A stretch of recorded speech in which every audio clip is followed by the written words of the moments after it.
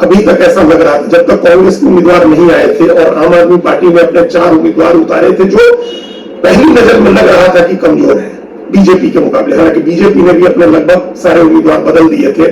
पिछली बार वो 7 सीटों पर जीती थी, पिछले 2 चुनाव से वो सभी 7 सीट जीत रही है और इस बार हैट्रिक के लिए लड़ रही है। उसमें एक मनोज तिवारी को छोड़कर के जो उत्तर पूर्वी दिल्ली सीट से लड़ रहे हैं, बाकी सभी सीटों पर अपने सांसदों को बदल दिया, सब नए चेहरे ले आए। 22% वोट कांग्रेस को मिला था और 18% वोट आम आदमी पार्टी को मिला था। तो यह सिंपल जो साधारण हिसाब किताब है, जिस आधार पर अगर कहें तो अब 14 की जगह इन दोनों के मिलकर के 7 उम्मीदवार लड़ रहे हैं, तो इन 7 उम्मीदवारों को पिछली बार से ज्यादा वोट कैसे आ सकता है? बीजेपी ने प्रयास किया मनोज तिवारी के जरिए, वो उसका प्रयास फलीभूत होता नहीं दिख रहा है।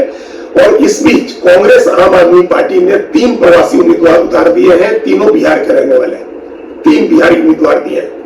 तो अपने आप ये पूरा नैरेटिव दिल्ली का चेंज हो जाएगा। इसके साथ एकदम अगर इस तरह का डिवीजन हुआ तो बीजेपी के पुराने जो वोटर है पंजाबी और वैश्य, वो एक तरफ और बाकी वोट एक तरफ हो जाएगा। फिर ये बीजेपी के लिए मुश्किल वाली स्थिति होगी। कन्हैया कुमार के साथ डिसएडवांटेज की बात यह है कि जैसे ही वो कैंडिडेट हुए हैं वैसे ही टुकड़े टुकड़े गैंग का नैरेटिव जो बंद हो गया था, ठंडे बस्ते में चला गया था, वो वापस आ गया है।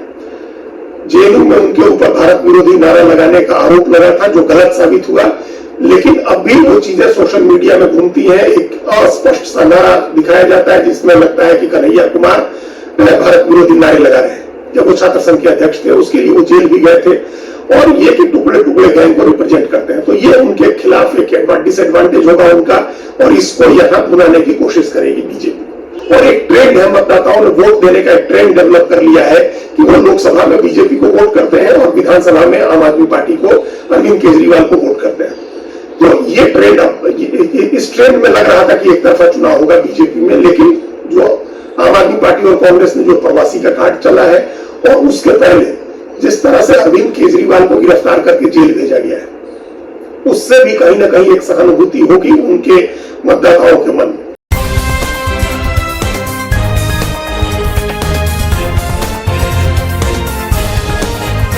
आप देख रहे हैं देश लाइव, देश की आवाज। नमस्कार।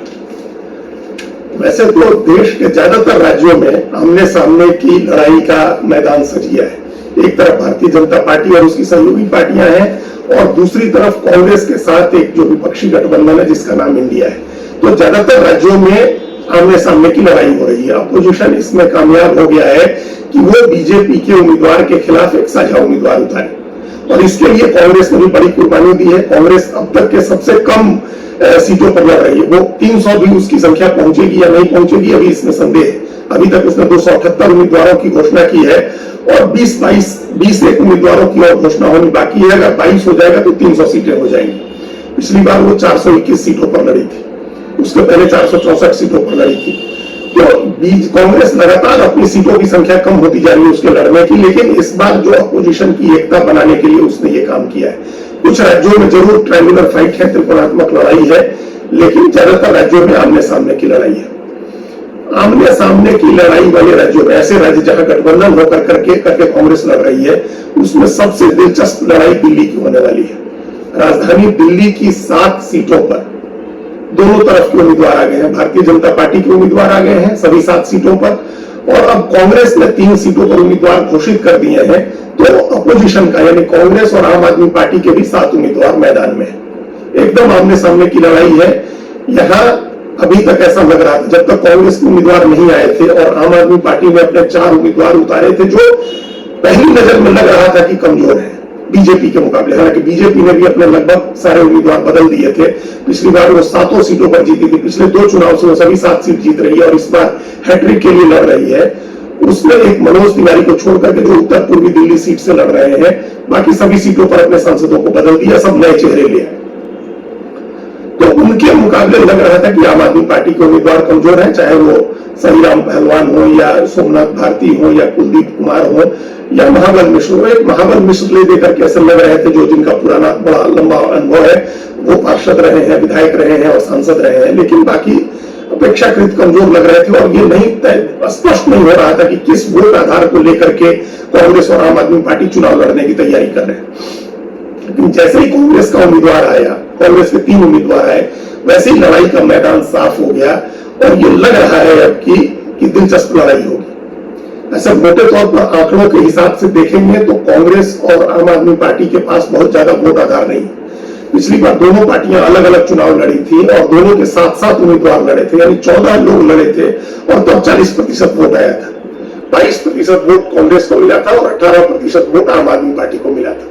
तो यह सिंपल गणित जो साधारण हिसाब किताब है, जिस आधार पर अगर कहें तो अब 14 की जगह इन दोनों के मिलकर के 7 उम्मीदवार लड़ रहे हैं, तो इन 7 उम्मीदवारों को पिछली बार से ज्यादा वोट कैसे आ सकता है?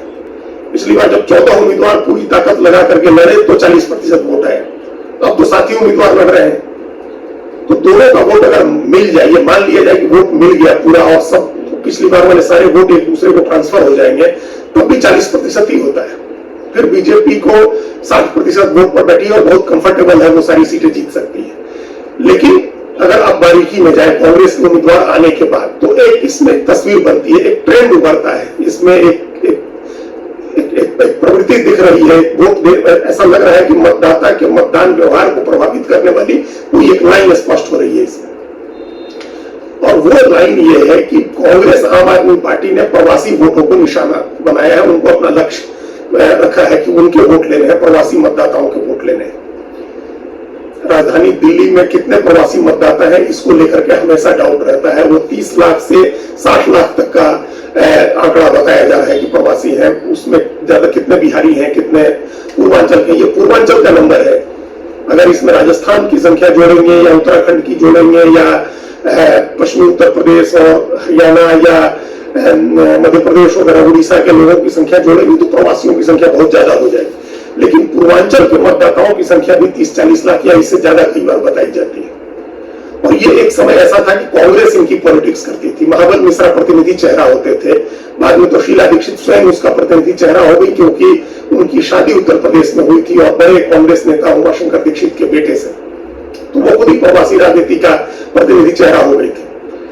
लेकिन उसके बाद जब से आम आदमी पार्टी का उभार हुआ, उसने इसको एक नया डायमेंशन दिया। कांग्रेस का ये जो प्रवासी वोट है वो पूरा वोट बैंक शिफ्ट हो गया आम आदमी पार्टी के साथ, और उसने पहले चुनाव से 1 दर्जन से ज्यादा प्रवासी उम्मीदवार विधानसभा में उतारने शुरू कर दिए। 1 दर्जन तो लोग उसके जीत करके विधायक हो जाते हैं जो पूर्वांचल के हैं, पूर्वी उत्तर प्रदेश और बिहार के हैं, झारखंड के।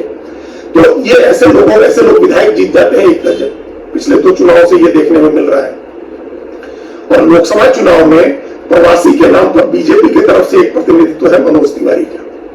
पिछली बार जो 7 लोग जीते थे, बीजेपी ने इस बार उनमें 6 की टिकट काट दी। एक जो सीट रिपीट की भारतीय जनता पार्टी ने, वो उत्तर पूर्वी दिल्ली की है जहां मनोज तिवारी सांसद है। वो 2 बार से सांसद हो रहे हैं और उनको बीजेपी ने एक बार प्रदेश अध्यक्ष भी बनाया था। हालांकि प्रदेश अध्यक्ष के तौर पर वो विधानसभा चुनाव में वोट नहीं ट्रांसफर करा सके प्रवासियों का भाजपा के पक्ष में। भाजपा का जो अपना कोर वोट है, जो पारंपरिक रूप से यह माना जाता है कि वो दिल्ली के पंजाबियों और वैश्यों की पार्टी है, वो वोट उसको आया। हालांकि उसमें भी केजरीवाल ने एक डेंट जरूर किया हुआ है, क्योंकि हरियाणा के दिल्ली में जो वैश्य वोट है उसके भी 3 हिस्से हैं। एक दिल्ली के जो प्रॉपर लोकल दिल्ली के वैश्य हैं, एक पश्चिमी उत्तर प्रदेश के हैं और कुछ हरियाणा के हैं। तो हरियाणा का वैश्य वोट जो है वो अरविंद केजरीवाल ने अपने साथ कुछ जोड़ा है, क्योंकि वो हरियाणा के रहने वाले हैं और वैश्य हैं। तो इस नाते भी एक वोट उन्होंने बीजेपी का थोड़ा वोट डेंट किया है।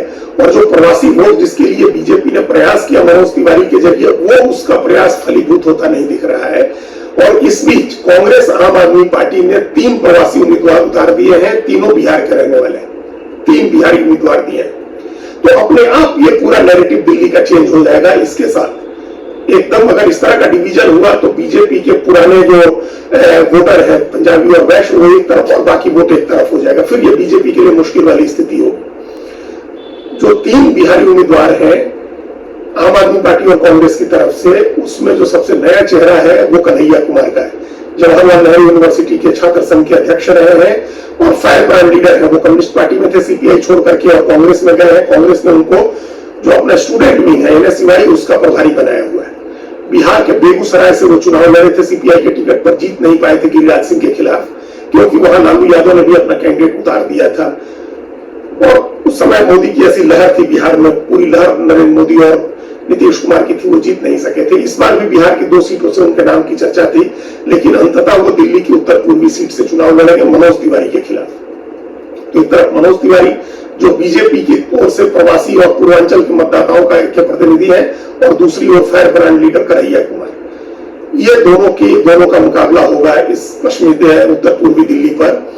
कन्हैया कुमार के साथ एडवांटेज है कि उनको लेकर के उत्सुकता है लोगों में, उनको लेकर के जिज्ञासा है, वो फायर ब्रांड लीडर है, यूथ है, तो अपने साथ वो जोड़ सकते हैं। मनोज तिवारी 10 साल से सांसद है, तो उनके खिलाफ कुछ एंटी इनकम्बेंसी भी होगी, और सरकार के खिलाफ भी जो एंटी इनकम्बेंसी होगी, तो उसका असर भी उनके ऊपर होगा। कन्हैया कुमार के साथ डिसएडवांटेज की बात यह है कि जैसे ही वो कैंडिडेट हुए हैं, वैसे ही टुकड़े टुकड़े गैंग का नैरेटिव जो बंद हो गया था, ठंडे बस्ते में चला गया था, वो वापस आ गया है। जेएनयू में उनके ऊपर भारत विरोधी नारा लगाने का आरोप लगा था, जो गलत साबित हुआ, लेकिन अब भी वो चीजें सोशल मीडिया में घूमती हैं। एक अस्पष्ट सा नारा दिखाया जाता है जिसमें लगता है कि कन्हैया कुमार भारत विरोधी नारे लगा रहे हैं। जब वो छात्र संघ के अध्यक्ष थे, उसके लिए वो जेल भी गए थे, और ये कि टुकड़े टुकड़े गैंग को रिप्रेजेंट करते हैं, तो ये उनके खिलाफ एक डिसएडवांटेज होगा उनका, और इसको यहां भुनाने की कोशिश करेगी बीजेपी। तो वो एक लेकिन कांग्रेस ने जोखिम लिया उनको देकर के राहुल गांधी की पसंद बताए जा रहे हैं। जो बाकी दो जो बिहारी हैं या प्रवासी उम्मीदवार हैं, वो आम आदमी पार्टी से चुनाव लड़ रहे हैं। पश्चिमी दिल्ली से महाबल मिश्र और नई दिल्ली से सोमनाथ भारती। महाबल मिश्र का बहुत लंबा राजनीतिक करियर है, वो पिछले 40 साल से दिल्ली में राजनीति कर रहे हैं। वो पार्षद रहे हैं, फिर विधायक हुए, फिर सांसद भी हुए, और अब उनका बेटा अभी विनय मिश्र विधायक है जो आम आदमी पार्टी से है, और वो आम आदमी पार्टी की तरफ से महाबल मिश्र चुनाव लड़ रहे हैं। पश्चिमी दिल्ली में साइजेबल वोट पर वो अपना असर रखते हैं। अगर उनके आम आदमी पार्टी के साथ कांग्रेस का वोट भी जो है वो जुड़ता है, तो वो अच्छी लड़ाई दे सकते हैं। पश्चिमी दिल्ली में महाबल मिश्र भी, और सोमनाथ भारती 3 बार से विधायक जीत रहे हैं, और कई मामलों में कई चीजों को लेकर के वो बड़े कंट्रोवर्सी में रहे हैं, लेकिन वो नई दिल्ली से चुनाव लड़ रहे हैं बासुई स्वराज के खिलाफ। तो इंडिविजुअल किसका कितना असर है ये एक अलग बात है, लेकिन 7 में से 3 सीटों पर प्रवासी उम्मीदवार उतार करके आम आदमी पार्टी और कांग्रेस ने ये मैसेज दिया है कि ऑलमोस्ट 40% जो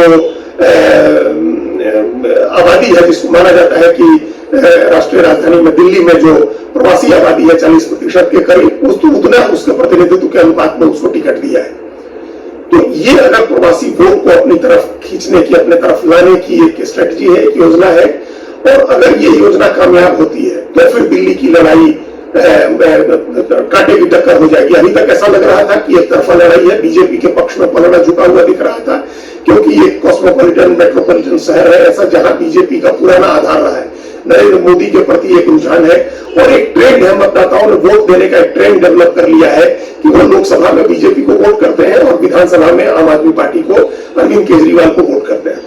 तो ये ट्रेंड, इस ट्रेंड में लग रहा था कि एक तरफा चुनाव होगा बीजेपी में, लेकिन जो आम आदमी पार्टी और कांग्रेस ने जो प्रवासी का कार्ड चला है, और उसके पहले जिस तरह से अरविंद केजरीवाल को गिरफ्तार करके जेल भेजा गया है, उससे भी कहीं ना कहीं एक सहानुभूति होगी उनके मतदाताओं के मन में। हालांकि उस बीजेपी के मतदाताओं के मन में सहानुभूति आई होगी या नहीं आई होगी, ये इस पर सवालिया निशान है, क्योंकि जब तक बीजेपी, जो लोग आम आदमी पार्टी को वोट नहीं करते थे, जब तक उसके मन में सहानुभूति का भाव नहीं आएगा, तब तक वोट नहीं बढ़ेगा। अगर आम आदमी पार्टी के ही मतदाताओं, समर्थकों के मन में सहानुभूति है, तो फिर वो वोट कंसोलिडेट होगा, लेकिन वो वोट बढ़ेगा नहीं।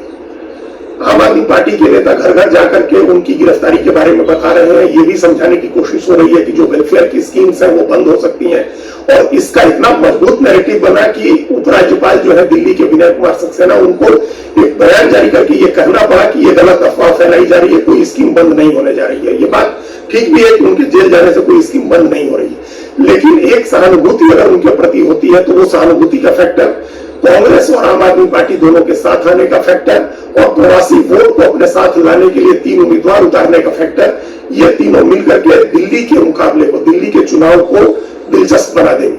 जिन उम्मीदवारों की टिकट कटी है बीजेपी की, उनके समर्थक निश्चित रूप से निराश होंगे।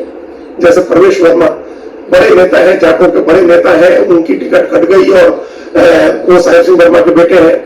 इसी तरह से रमेश बिदोड़ी जो बड़े नेता है, गुजरों के, और उनकी टिकट भी कट गई, वो अपने विवादित बयानों के लिए जाने जाते थे। तो पश्चिमी दिल्ली और दक्षिण दिल्ली में जाट और गुजर जो मतदाता है, अगर उनमें किसी तरह की नाराजगी का भाव आता है, या इन दोनों नेताओं के समर्थकों के मन में, क्योंकि टिकट तो बीजेपी ने वही रिपीट किया, उसी जाति उसी समुदाय को टिकट दिया, लेकिन अगर जो समर्थक है उनमें अगर नाराजगी होती है और वो किसी तरह की भीतरघात करते हैं तो फिर उसका नुकसान भी बीजेपी को, उसका खमियाजा भी भुगतना पड़ेगा।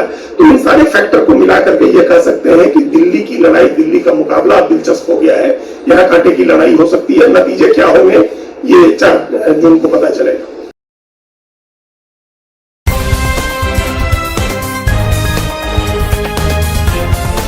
देश और दुनिया की तमाम छोटी और बड़ी खबरों के लिए हमारे चैनल को सब्सक्राइब करना न भूलें और बेल का बटन जरूर दबाएं।